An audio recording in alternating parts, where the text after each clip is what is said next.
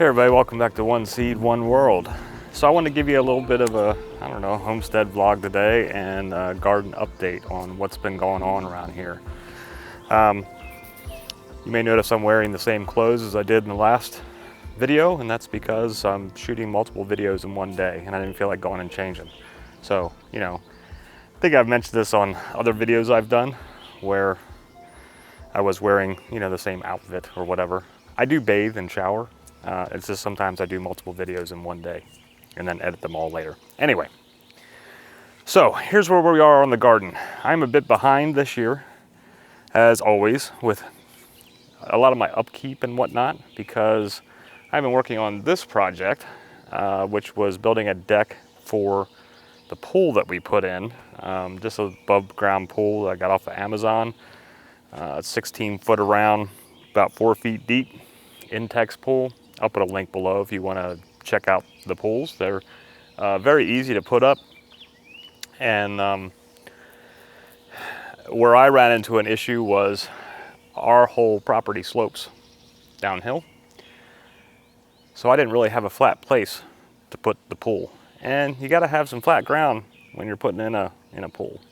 So I had to get an excavator out here and dig out the ground and then add sand and flatten everything off. And that took me a while because it's all hard packed clay out here. And the ladder that came with the pool, it works, but it's a little sketchy, especially for us middle-aged folks for climbing up and over it. So we were having a large backyard gathering last week, about 25 or 30 people coming over, just kind of potluck, hanging out in the yard, bonfire, playing music and all that kind of thing. And I didn't want people that wanted to get in and out of the pool climbing over that. So I was like, well, maybe I should build a little deck. Hence, little deck for the pool. So I have spent most of my time over the last couple weeks doing this project, and that's why I'm behind in my garden. But let's show you what's going on. So you may notice there's nothing really going on in this bed here that I'm sitting on. And that's because this was my early crop bed. I had Chinese cabbage, spinach, radishes, peas are down on the other end. And all that stuff is kind of done now, especially because we had multiple days that were in the mid to high 90s. So, the cabbage all bolted, the spinach all bolted, and so it was time for me to take that stuff out. I was going to do a video on how to collect and save your spinach seeds after they bolt. However, around the time I was getting ready to do that, we had a couple of big storms come in, blew them all over, soaked everything. They got kind of yuck. So I decided it probably wasn't the best video-worthy type of plant, and so maybe we'll do one of those in the future. So I have now pulled most of the stuff out of this bed, and just earlier this week I planted a whole bunch of Swiss chard, because Swiss chard is much more forgiving when it comes to the high heats. It does not bolt so quickly like spinach, lettuce, and some of those other types of greens do. Plus I love Swiss chard. So I've got several short rows going in through here behind me, and I'm hoping that within a month or so this will be filled with Swiss chard. This is the other end of that same bed, and this is what's left of my peas. I'm finding over the last couple of years that you really got to plant a lot of peas to make enough peas for any type of saving.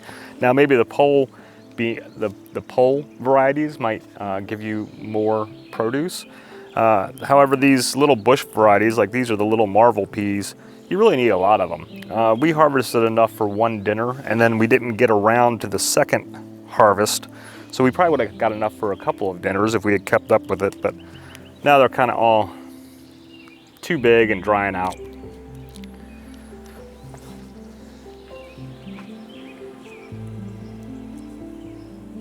can see there. Now, I guess I could let them just dry out in the vine and then save these peas to plant again next year, but I kind of want to get used to this, get more use out of this bed quicker than waiting for these peas to dry out. Plus they might take a while to dry out anyway because of all the rain we've been having. This is probably not going to be, no. When they get that big and starting to dry, yuck. so chickens might eat them maybe. Anyway, I want to do more this year with succession planting. When you're doing succession planting, you know, you plant some of your early crops in specific areas that you're going to probably be done harvesting, you know, in late spring, early summer. And then hopefully, depending on what your growing zone is and your first and last frost states, hopefully you have enough time to plant something else in there and get basically double the crop out of the same area. Maybe you have different plants that you want to try, or if you have other things that you can want to transplant in there that you've got in pots, whatever it is, take a look at succession planting. You know, do some lettuces, spinaches, early carrots, that kind of thing. By the end of June, you can pull those, and then you should have another 2 or 3 months before first frost, at least we do here. And so, you know, if you have another 90 days of growing time, there's a lot of stuff that you can put in there that has a 90-day growing time, and you can try out different crops. Here I've got several varieties of peppers. I've got bell peppers, Craig's Grande jalapeno, lemon spice jalapeno, and shishito peppers all in here. And I've been already harvesting the jalapenos and shishitos so far. And then back here, I've got black beauty eggplant in this bed. This is my huge zucchini plant. I actually have a couple more over in the other bed, and we've harvested probably, I don't know, close to 20 zucchini off of that already, been giving some away, and I need to make some zucchini bread and that sort of thing. Now the other plants have been hit pretty hard with squash bugs, and I'm pretty sure a squash vine borer bug has got in there as well because it's dying off pretty quick. I had pruned a bunch of the leaves just the other day, and it's looking like it's probably on its last leg. However, this one is much healthier, and this is where it's good, where you can plant squash in different areas where some might get hit with the pest and then other ones won't. And then another option you have is to do then with the succession planting a later crop, and that way allow the bug pressure has started to fade off. You know, the squash borer bugs and the squash bugs have kind of gone through their life cycles and aren't really going to be as big of a problem if you plant your squash like a second planting later in the fall. Not later in the fall, late in the summer, so you can harvest in the fall. This is where I was talking about being behind in things. This is one of my basil plants. Now I do have other smaller ones, but I have not kept up with a lot of the maintenance out here in the garden, and so this basil plant, along with 2 or 3 others, has already started to flower. And if you wait this long to harvest, it's going to affect the flavor a lot more. They're going to end up maybe being more bitter, or they might get a bitter taste, and so these leaves might not be as good. Now I can always probably trim this back down and then let new leaves come on. You can do that. But I have several other basil plants that are small that I started later, and so I might just leave this as is because the bees and other pollinators really like the flowers as they come in. And then all up in here I've got tomatoes all around me, and those again have not had the maintenance that they needed because I haven't kept up with them.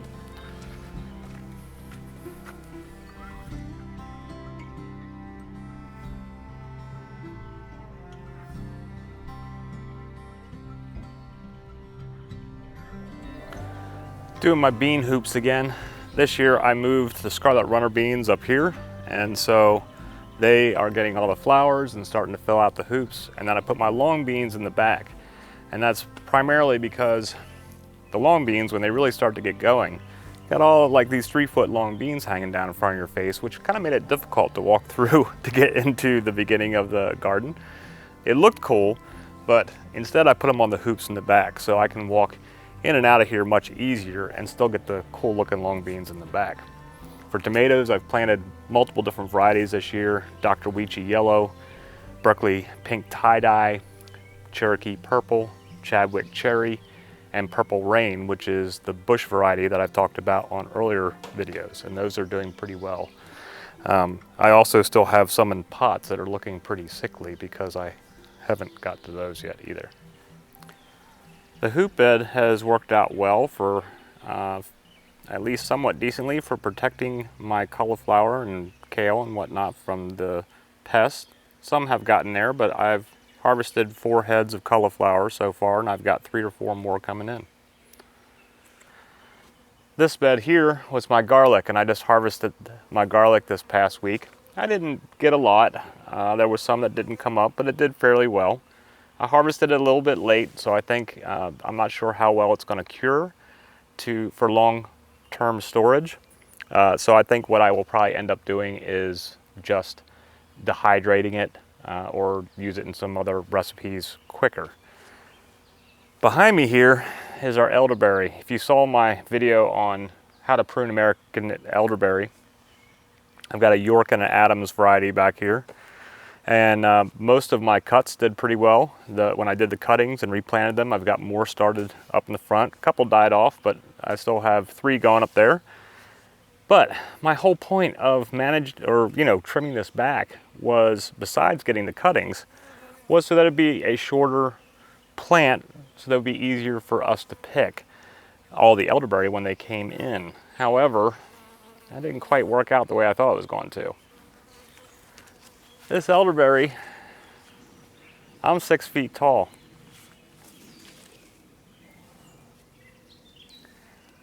That's probably a good 15 feet tall. I don't even know if you can see the top. I think it's off the camera. But we've got these huge blossom heads that are coming in. A lot of them are already starting to switch to berries. But once I pruned it, it grew insanely. Both of them did. And in fact, some of them are falling all over the place because it's new growth and they're not strong enough to hold up how tall and they are with all the blossoms on them. So when it comes to harvest season for elderberry, I'm gonna need a ladder, maybe some scaffolding. One of the last parts of the garden I wanted to show you was this area. This is where I had my tromboncino squash growing last year that was on a couple of the videos. And so this year I did butternut squash on the far side and Jack B. Little pumpkin here. Jack B. Little is a new one that I wanted to try out. I have several new things that I'm doing this year. The idea was to have it grow up over the hoop. Well, the butternut squash is just starting up over the hoop at this point. But the Jack B. Little isn't really working with me. It's growing everywhere pretty much but the hoop. There are a couple of the vines coming up on the hoop over here, and even I see a little pumpkin forming in there. And so, they're getting some good blossoms. Got some little pumpkins starting in there, and I think these are pumpkins that only get about that big, but they're supposed to be good eating. So I thought that might be more manageable. Although the vines are getting a little crazy, they're even growing into my cucamelons. And the cucamelons now have wrapped around them, so I'm gonna have to try to separate them out before it gets even more out of hand. This is the cucamelon trellis so far. Still has a ways to go to get the full cucamelon wall, but it is starting up there, and you see I got the pumpkin that's already growing into there. Along with the pumpkins and butternut squash, you see I got some sunflowers that they are just seeds that I did not plant, that they kind of reseed themselves every year, and it used to be 1, and last year it was 2, now this year it's 5. I just let them grow. Same thing with all this dill. I haven't planted dill in 3 years in this area, and every year I get dill coming up. This is all starting to go to seed, which is fine because dill seed is amazing. You can use it for pickling and in breads and all that kind of thing. This is my wine grape area. I had pruned these down to about that tall in March to make it more manageable, kind of like the elderberry. You might notice it's not very manageable because I didn't keep up with training it or keeping anything trimmed back. So it's now just as bad as what it was before I pruned it. But there's a lot of grapes and stuff coming in, and we'll see how they do this year and how many the birds get. Okay, so I know this video is a bit longer than what I've been trying to do recently. I've been trying to keep my videos shorter, but I kind of wanted to give you a complete overview. I know some of you like to see what's going on in the garden, so I just kind of wanted to show you some of the major things. I mean, I've got other areas with cucumbers because we're starting to get a lot of cucumbers coming in. I'm doing potatoes in bags this year, and I'll do a more complete video on how that turns out We still have our cotton and our flax that is coming along from some of our other video series that we've been working on. And then also Mitzi is growing rice in bags this year, and she's got little rice coming up that's about this tall so far in the bags. So a lot of different things going on. We still haven't even got to the mushrooms. We've been dealing a lot with bee swarms, and those videos are on there too. But enough of all that. It's been a busy season, a lot of rain, a lot of extreme heats to weird cool weather. It's kind of been all over the place, and so there's challenges with everything that you do when you're gardening. But you just learn from each one, work with what you can, what Mother Nature gives you, and you just get the best harvest that you can in the most organic way possible. It's not always going to be perfect, but each season, don't think of things that don't work out as failures. Think of them as learning processes and what to do or what not to do the next season that comes around. Thanks for hanging out with me again today. I hope whatever's going on in your gardens and in your neck of the woods, they are producing fantastically for you. And I hope that you will subscribe to our channel if you haven't already, and that you'll stop by again soon and see all of the other projects and stuff that we've got going on and hang with us. Hope you have a great day. Namaste.